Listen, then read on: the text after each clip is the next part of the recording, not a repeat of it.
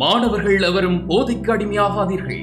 அடிமையானவர்கள் மீண்டதாக சரித்திரமில்லை. எனவே உங்களையும் சமூகத்தையும் பாதுகாத்துக் கொள்ளுங்கள். உங்கள் நலன் கருதி கல்வி டிவி. வணக்கம் பிள்ளைகளே. இன்று நாங்கள் தரம் 8 மாணவர்களுக்குரிய தவணை 2 பாடத்திட்டத்திலே உள்ள ரூபக தாள அலங்காரம், அதாவது ரூபக தாள அலங்காரம் பற்றி தான் நாங்கள் பார்க்க போகின்றோம். உங்களுக்கு தெரியும், அலங்காரம் தரம் 7 நீங்கள் ஏகதாள அலங்காரம் பற்றி பார்த்திருப்பீங்க. ஏகதாள அலங்காரம் பற்றி பார்த்த நீங்கள். ஏகதாள அலங்காரம் ஒரு அங்கத்தை மட்டும் எடுத்துக்கொள்கின்றது. அதாவது லகு என்ற அங்கத்தை மட்டும்தான் ஏகதாள அலங்காரம் எடுத்துக்கொள்கின்றது. இது ரூபகதாள அலங்காரம். அதாவது இங்கே 2 அங்கம் காணப்படுகின்றது. முதலாவது அங்கமாக திருதம் காணப்படுகின்றது. அடுத்த அங்கமாக லகு காணப்படுகின்றது. இந்த அலங்காரம் அப்பியாச கான உருப்படிகளில் ஒன்றாக காணப்படுகின்றது. சப்ததாளங்கள் 7 சப்ததாளங்களில் நீங்கள் ஏகதாளம் என்ற அலங்காரத்தை தரம் 7 படித்தனீர்கள். இப்பொழுது தரம் 8 தவணை 2 ரூபகதாள அலங்காரம் பற்றி பார்க்க போகின்றீர்கள். இந்த ரூபகதாள அலங்காரத்தின் ராகம் மாய மாளவ கௌளை. ரூபகதாள அலங்காரத்தின் ராகம் மாய மாளவ கௌளை. தாளம் ஆதி. அடுத்ததாக இதில் வேற அங்கங்கள் திருதம், லகு. பாருங்கள், ஏகதாள அலங்காரம் சரிகம ரிகமப்ப கமப்பத மப்பதனி பதனிசா சாணிதப்ப நீதப்பம தப்பமக பமகரி மகரிசா. இவ்வாறு தான் ஏகதாள அலங்காரம் காணப்பட்டது.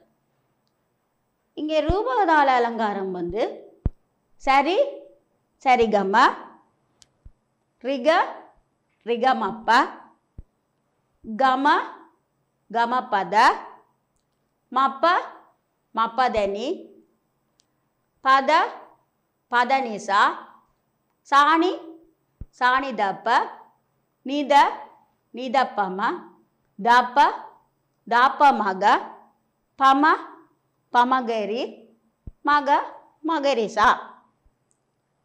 இவ்வாறா அமைந்திருக்கின்றது இந்த ரூபகதாள அலங்காரம். இந்த அலங்காரத்தை இயற்றியவர் ஸ்ரீ புரந்தரதாசர். ஸ்வரவரிசை, மேல்ஸ்தாயி வரிசை, ஜண்டை வரிசை. இப்பொழுது நீங்கள் அலங்காரம் பற்றியும் பார்க்கின்றீர்கள். இவை அனைத்தும் அப்பியாச கான உருப்படி. அதாவது அப்பியாச கான உருப்படி வகையைச் சேர்ந்தவைதான் இவைகள் அனைத்தும்.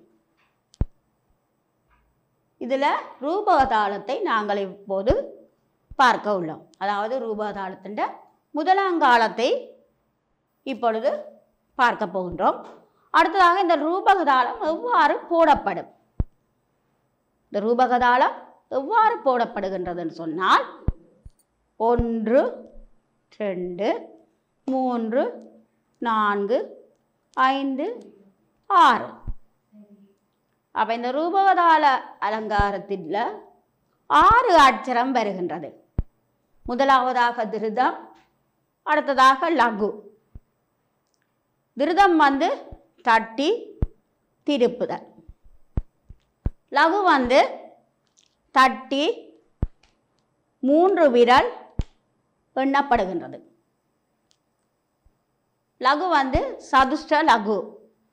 திஷ்ட லகு என்றால் 3 எண்ணிக்கை, சதுஷ்ட லகு என்று சொன்னால் 4 எண்ணிக்கை. 1 2 3 4.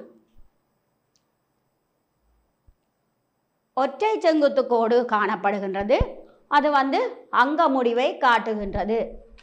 ஒற்றை செங்குத்து கோடு வந்து அங்க முடிவை காட்டுகின்றது.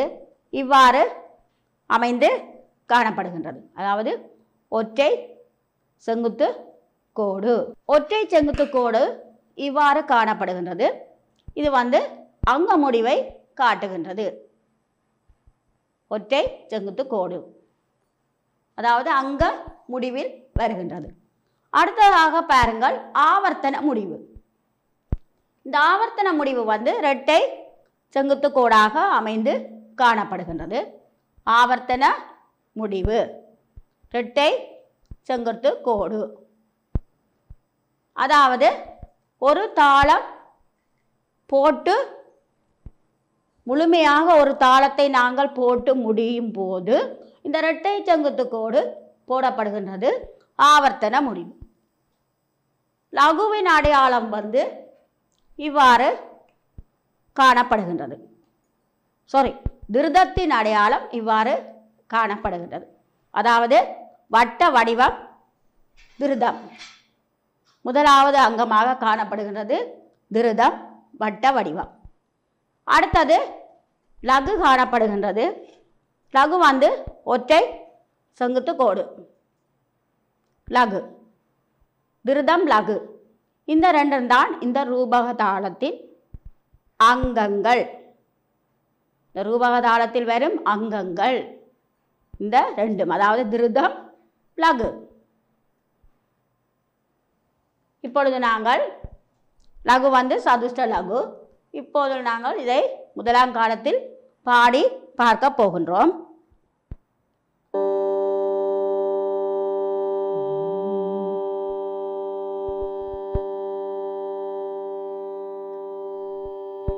சரே சரே கம ரேக ரேக மாப கம கம பத.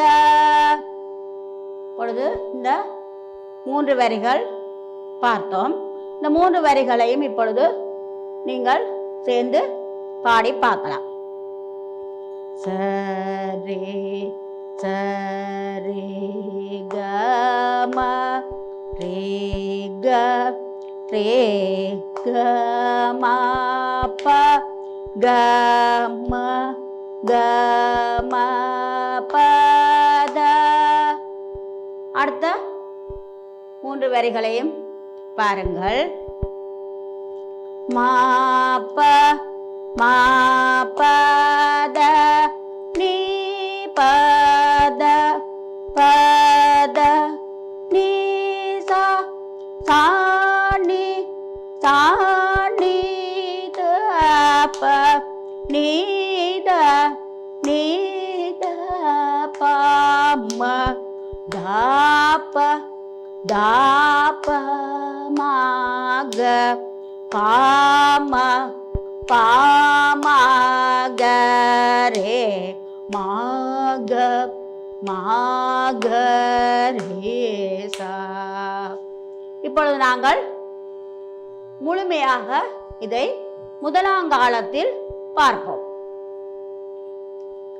சரே சரே கம ரேக ரேக மாப கம கம பத மாப மாப தனி பத பத நீசா சாணி சாணி தப நீத நீத பம தாப தாப மாக பாம பாமகரே மாக மாகரேசா. இது வந்து முதலாம் காலம். அடுத்ததாக பார்ப்போம் இரண்டாம் காலம்.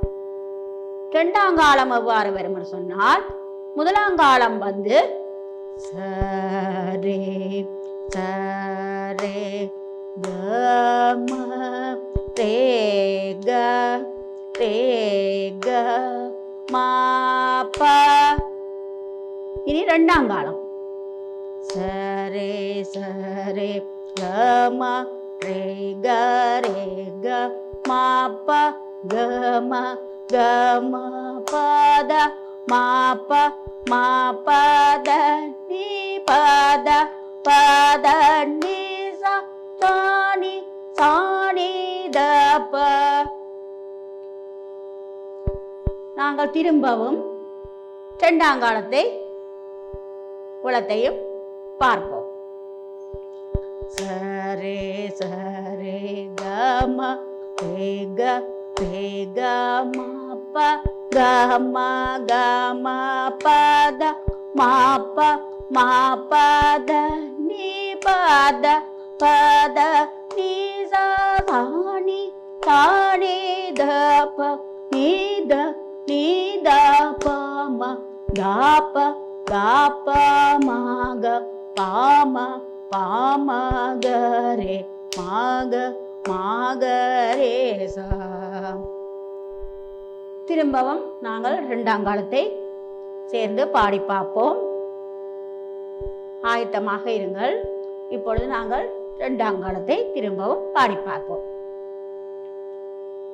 சரே சரே கம ரேக ரேக மாப கம கம பத மாப மாபத நீ பத பத நீ சாணி சாணி தப நீத நீத பம தாப தாப மாக பாம பாம கரே மாக மாகரே சா.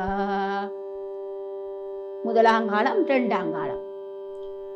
முதலாம் காலம் சரே சரே கம ரேக ரேக மாப.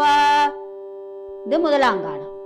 இரண்டாம் காலம் சரே சரே கம ரேக ரேக மாப கம கம பத மாப மாபத நீ பத பத நீ சாணி சாணி தப நீத நீத பம தாப தாப மாக பாம பாம கரே மாக மாகரே சா.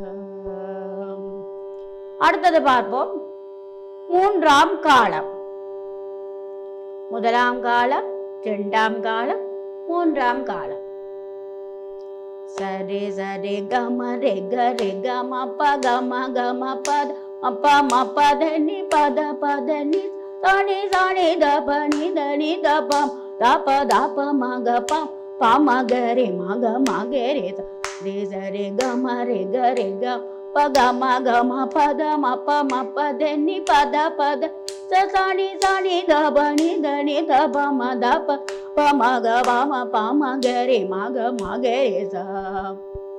மூன்றாம் காலம் இரண்டு தரம் வரும்.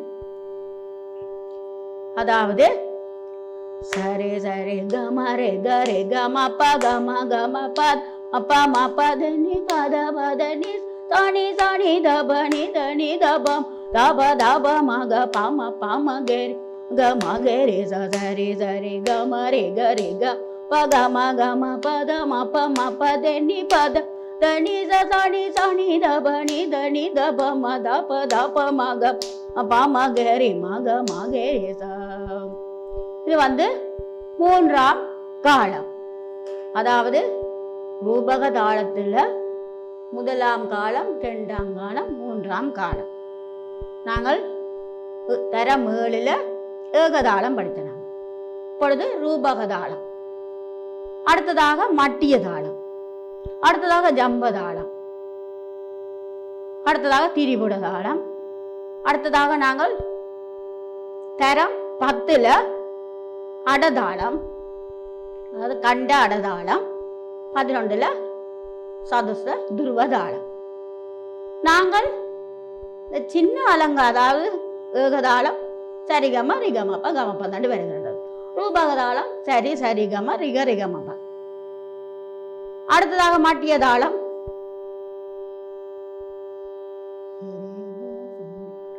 சரிகம ரே க ரே சரி சரே கம இவ்வாறு வரப்போகுது. திரிபுட தாளம் சரே க சரே கம, அதாவது ஜம்பதாளம் பிரபு சரே க சரே சரே கமா. இவ்வாறு சுரங்கள் கூடிக்கொண்டு போகின்றது அங்கங்கள். அப்ப நாங்கள் இந்த சிறிய அலங்காரங்களை சரியான முறையிலே சரியான சுரஸ்தானத்துடன் சரியான முறையில் தாளங்கள் 2ஆம் காலம் 3ஆம் காலம் இவற்றை சரியான முறையிலே இப்பொழுதே, அதாவது ஏகதாளம் தரமேழில் நீங்கள் சரியான முறையிலே அந்த ஏகதாளத்தை 1ஆம் காலம் 2ஆம் காலம் 3ஆம் காலம் பயிற்சி எடுத்தால் அடுத்ததாக ரூபகதாளம் தரமட்டில் நாங்கள் இது 2ஆம் தவணைக்குரியது. இதனையும் சரியான முறையிலே நாங்கள் 3 காலத்திலும் பயிற்சி எடுப்போமாக இருந்தால் நாங்கள் தரம் 10 தரம் 11 துருவதாளம் கண்டாடதாளம் இவ்வாறான அலங்காரங்களை நாங்கள் படிக்கும்போது எங்களுக்கு மிகவும் இலகுவானதாக இருக்கும். தரம் 11ல் நாங்கள் செய்முறை பரீட்சைக்கு தோற்றும் போது எங்களுக்கு கண்டாடதாளம் துருவதாளம் கட்டாயம் இருக்கின்றது. இப்போ அந்த வினா ஒரு வினாவாக கட்டாயம் வருகின்றது. கண்ட அடதாளம் கண்ட துருவதாளம், கண்ட அடதாளம் சௌஸ்த துருவதாளம் தரம் 11ல் ஒரு வினாவாக கட்டாயம் வருகின்றது. அப்போ நாங்கள் இவற்றை சரியான முறையிலே பயிற்சி செய்தால் நாங்கள் தரம் 11ல் அந்த அலங்காரங்களை நாங்கள் சரியான முறையிலே படிக்கலாம். அதாவது சப்த தாள அலங்காரம். சப்த என்றால் 7, சப்த என்றால் 7 அலங்காரங்கள். ஏகம் படித்து விட்டோம். இப்பொழுது ரூபகம், அடுத்ததாக மட்டியம் இருக்கின்றது, திரிபுடை இருக்கின்றது, ஜம்பை இருக்கின்றது, கண்ட அடதாளம் இருக்கின்றது, அடுத்ததாக சௌச துருவதாளம். இந்த 7 அலங்காரங்களை நாங்கள் தரம் 11 வரும் போது படித்து முடித்து விடுவோம். ஆகவே நாங்கள் இப்பொழுதே சரியான முறையில் இந்த பயிற்சிகளை எடுத்துக்கொள்ள வேண்டும். இப்போ இந்த அலங்காரத்தில் நாங்கள் எவ்வாறான வினாக்கள் வரும், எங்களுக்கு பகுதி 1ல் எங்களுக்கு வினாக்கள் வரும். அப்போ இந்த அலங்காரத்தில் எவ்வாறான வினாக்கள் எங்களுக்கு பகுதி 1ல் வரும் என்று சொன்னால், சபாகான உருப்படி வகைகளுக்கு உதாரணம் என்று சொன்னால் நாங்கள் ஸ்வராளி வரிசை, மேல்சாய் வரிசை, ஜண்ட வரிசை, அலங்காரம். இந்த அலங்காரமும் சபாகான உருப்படி அப்பியாச கான உருப்படிகளில் இந்த அலங்காரம் வரும். அப்போ அப்பியாச கான உருப்படிகளுக்கு உதாரணம் என்று சொன்னால் நாங்கள் இந்த அலங்காரத்தையும் குறிப்பிடலாம். அதாவது அப்பியாச கானம் என்று சொன்னால் பயிற்சிக்காக ஏற்படுத்தப்பட்ட உருப்படி. சபா கானம் என்று சொல்லிக்க சபையில் நாங்கள் பாடக்கூடிய உருப்படி. அதாவது கீர்த்தனை, பதம், அவைகள் தான் வர்ணம். வர்ணம் வந்து 2க்கும் பொதுவான உருப்படி. சபாகானத்துக்கும் அப்பியாச கானத்துக்கும் பொதுவான உருப்படியாக வர்ணம் காணப்படுகின்றது. இந்த அலங்காரம் வந்து அப்பியாச கான உருப்படி, அதாவது பயிற்சிக்காக ஏற்படுத்தப்பட்ட உருப்படி தான் இந்த அப்பியாச கான உருப்படி. பயிற்சிக்காக ஏற்படுத்தப்பட்ட உருப்படி தான் இந்த அலங்காரம்.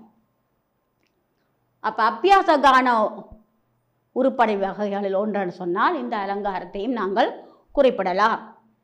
இந்த அலங்காரம் எவ்வகையான உருப்படி என்று சொன்னால் அப்பியாச கான உருப்படி. இந்த ரூபகதாள அலங்காரம் அமைந்த ராகம் மாயமாளவ கௌளை. இந்த அலங்காரத்தை இயற்றியவர் யார்? ஸ்ரீ புரந்தரதாசர். இந்த அலங்காரத்தில் வரக்கூடிய வினாக்களும் விடைகளையும் தான் இப்பொழுது கூறிக்கொண்டு இருக்கின்றேன். இந்த அலங்காரம் அமைந்த ராகம் மாயமாளவ கவுளை. இந்த அலங்காரத்தை இயற்றியவர் ஸ்ரீ புரந்தரதாசர். இந்த அலங்காரம் அமைந்த தாளம் அதாவது ரூபக தாளம். இந்த ரூபக தாளத்தில் காணப்படும் அங்கங்கள் திருதம் லகு. இந்த ரூபக தாளத்தில் காணப்படும் அங்கங்கள் எவை என்றால் திருதம் லகு.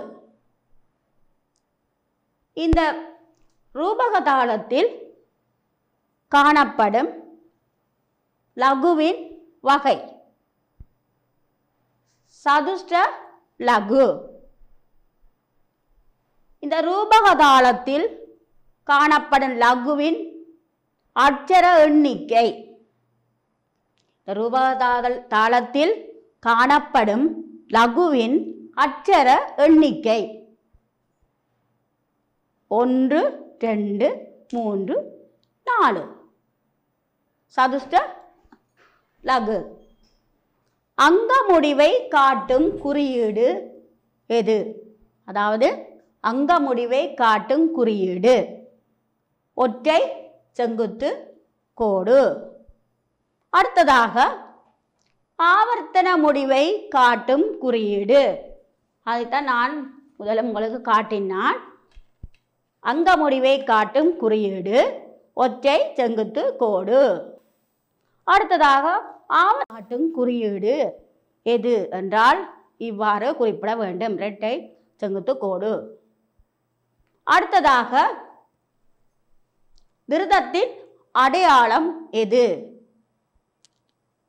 வட்ட வடிவம் என்றால் வட்ட வடிவம் என்று எழுதலாம். அங்கு குறியீடு என்று கேட்டால் இவ்வாறு நீங்கள் குறிப்பிட வேண்டும், வட்டம். அடுத்ததாக லகுவின் குறியீடு யாது? லகுவின் குறியீடு யாது?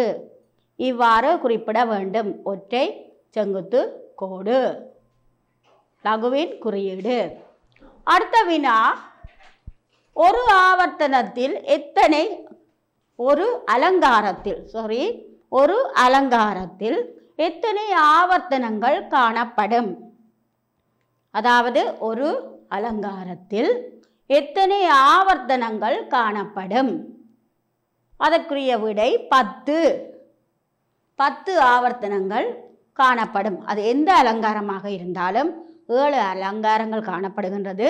அந்த 7 அலங்காரங்களுக்குமே ஆவர்த்தனங்கள் 10 தான் காணப்படும். 10 ஆவர்த்தனங்கள் காணப்படும். அடுத்ததாக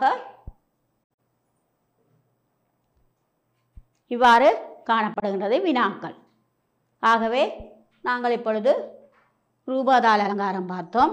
முதலங்காலம் எவ்வாறு பாடுவது என்பது பார்த்தோம். அடுத்ததாக 2ஆம் காலம் எவ்வாறு பாடுவது என்பது பார்த்தோம். 3ஆம் காலம் பார்த்தோம். இந்த 3 காலங்களிலும் நீங்கள் சரியான முறையிலேயே பயிற்சிகளை செய்தால் நீங்கள் தரம் 10, 11 கண்டாடதாளம், துருவதாளம் இந்த 2 அலங்காரங்களையும் சரியான முறையிலே பயிற்சி பெற்றுக்கொள்ளலாம். உங்களுக்கு இது கட்டாயம் இந்த வினா 2 தரம் 10 இந்த அலங்காரம் ஒரு கேள்வியாக வருகின்றது, துருவதாளம், கண்டாடதாளம். ஆகவே நாங்கள் இந்த அலங்காரத்துக்குரிய வினாக்களும் குறிப்பிட்டு உள்ளேன். ஆகவே இந்த வினாக்களை நீங்கள் குறித்து கொண்டிருப்பீர்கள் என்று நினைக்கின்றேன். சரியான முறையிலே வினாக்களை சரிபாருங்கள். முதலாவதாக இந்த ரூபகதாள அலங்காரம் அமைந்த ராகம் மாயமாள கவுளை. அடுத்ததாக இந்த ரூபகதாளத்தை இயற்றியவர் ஸ்ரீ புரந்தரதாசர். அடுத்ததாக இந்த மாயமாள கவுளையின் சிரஸ்தானங்கள் சட்ஜம், சுத்தரிஷபம், அந்தரகாந்தாரம், சுத்தமத்திமம், பஞ்சமம், சுத்த தெய்வதம், காகலி நிஷாதம். அடுத்ததாக இந்த ரூபகதாளத்தில் காணப்படும் அங்கங்கள் திருதம், லகு. இந்த லகு எந்த லகு வகையை சேர்ந்தது என்று சொன்னால் சதுஷ்ட லகு. சதுஷ்ட லகுவின் அச்சர எண்ணிக்கை 4. அங்க முடிவு வந்து ஒற்றை செங்குத்து கோடு, ஆவர்த்தன முடிவு இரட்டை செங்குத்து கோடு. ஒரு அலங்காரத்தில் காணப்படும் ஆவர்த்தனங்கள் 10. ஆகவே இவற்றை நீங்கள் திரும்பவும் பார்த்து கொள்ளுங்கள். மாணவர்களே, இத்துடன் இன்றைய வகுப்பை நான் நிறைவேற்றி கொண்டு வருகின்றேன். வணக்கம் மாணவர்களே, அடுத்த வகுப்பில் சந்திக்கலாம். கல்வி டிவியில் புத்தம்புது நிகழ்ச்சிகளை உடனுக்குடன் பார்த்து மகிழ எமது ஃபேஸ்புக் மற்றும் யூடியூப் பக்கத்தை லைக் செய்யுங்கள்.